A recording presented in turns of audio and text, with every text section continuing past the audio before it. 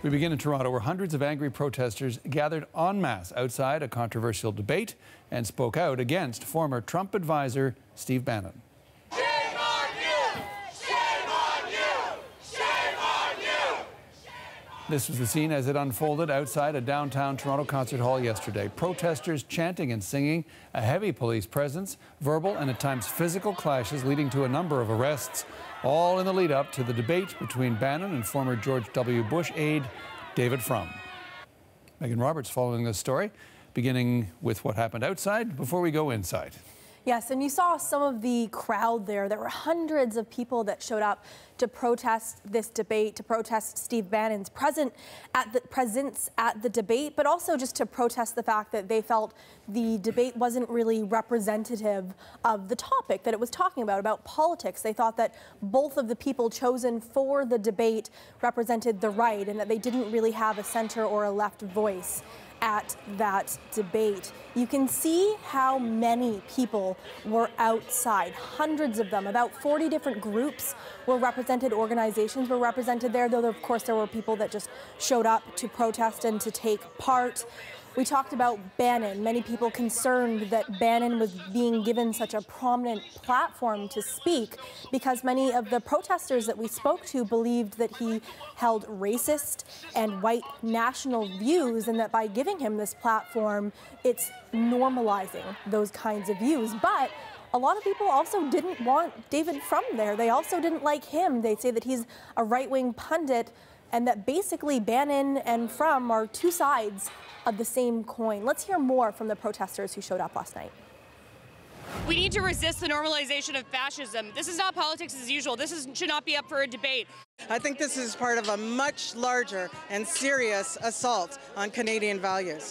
I would not have imagined so many people coming to attend, and I'm glad that we have a big turnout of people who see the sense and are standing up against this.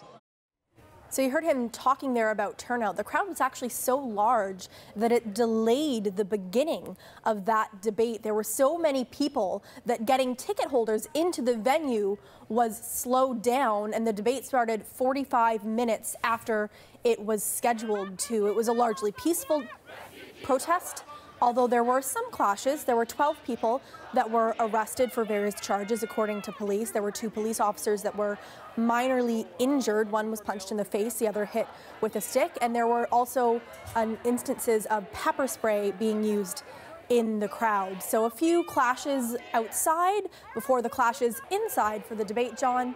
Again, hundreds of people showed up. Speaking of inside, let's unpack some of what went on and what was said, Megan.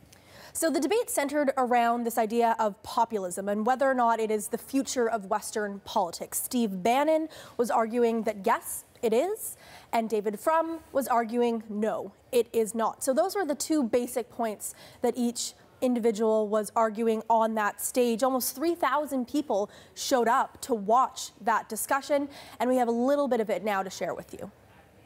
We have socialism in the United States for the very wealthy and the very poor, and a brutal form of Darwinian capitalism for everybody else.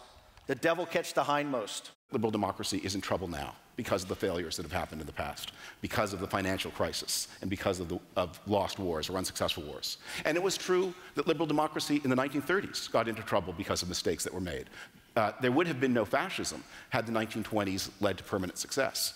The failures of a good system are not a reason to turn to an evil one. So from there, actually calling this an evil system, he said that this is the most important, most dangerous challenge from populist politics that liberal democratic institutions have faced since communism. Bannon, on the other hand, is saying that this is inevitable. Populism is the future. The real question is whether it will be socialist or nationalist. Thanks, Megan. You're welcome.